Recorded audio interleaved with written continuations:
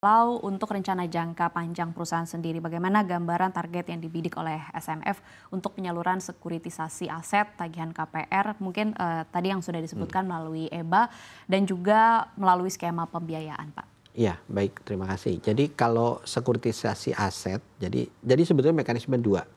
Kalau lembaga keuangan ingin keluar dari buku karena satu dan lain hal, maka mekanismenya sekuritisasi.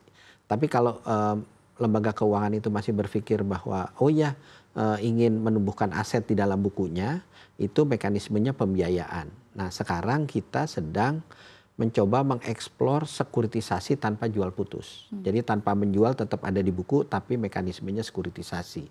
Itu masih dalam pembahasan, nanti mudah-mudahan dalam ke depan gitu kita bisa menerbitkan tuh sekuritisasi tanpa jual putus.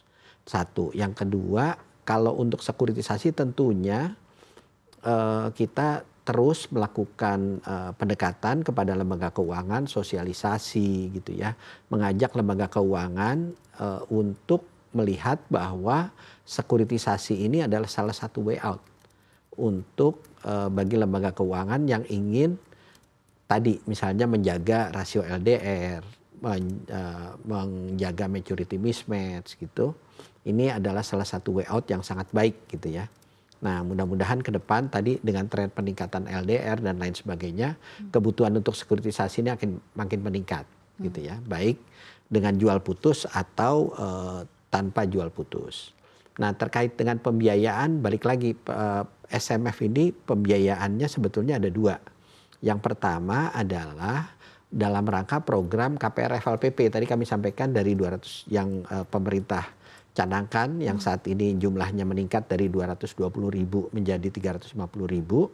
Nah, ini SMF ditugaskan menyediakan porsi 25% dari KPR FLPP tersebut. Nah, untuk hal ini tentunya kita sudah bekerja sama dengan lembaga keuangan yang menyalurkan KPR FLPP dan nanti mekanismenya tinggal lembaga keuangan merembes lah penyaluran tersebut kepada SMF, itu satu. Kemudian yang kedua, mekanisme komersil.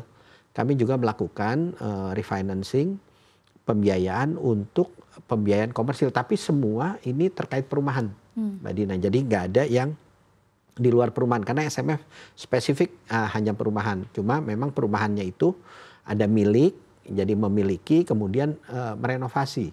Merenovasi itu dari rumah tidak layak menjadi layak.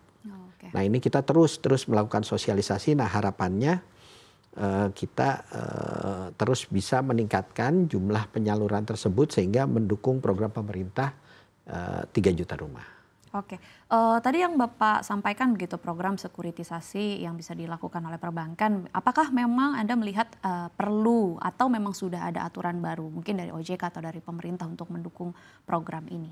Ya, kalau untuk yang sekuritisasi jual putus true sale itu kita sudah lakukan 17 kali. Jadi itu kira-kira peraturannya sudah in place lah. Dengan yang tanpa jual putus, Pak? Yang tanpa jual putus ini kita sudah bersurat kepada OJK dan harapannya masih dalam pembahasan. Ke depan harapannya ini bisa diterbitkan peraturannya sehingga kita bisa mulai piloting lah, piloting transaksi ini dan harapannya ke depan jadi lembaga keuangan punya dua pilihan, apakah melakukan sekuritisasi true sale dengan jual putus atau melakukan sekuritisasi tanpa jual putus.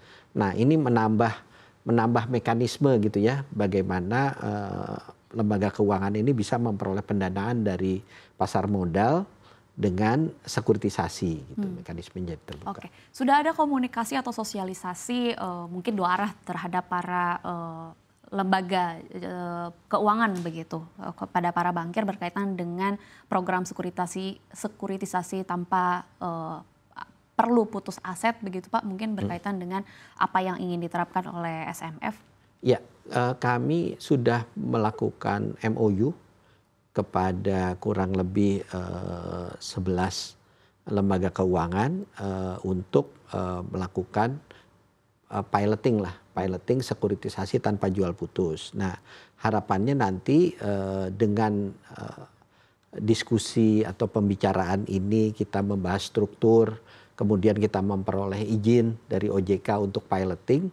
Nah, ini dari yang 11 ini bisa kita pilih nih apakah 11-11-nya atau mungkin bekerja sama atau berapa dulu gitu kita lakukan piloting tes sekuritisasi tanpa jual putus.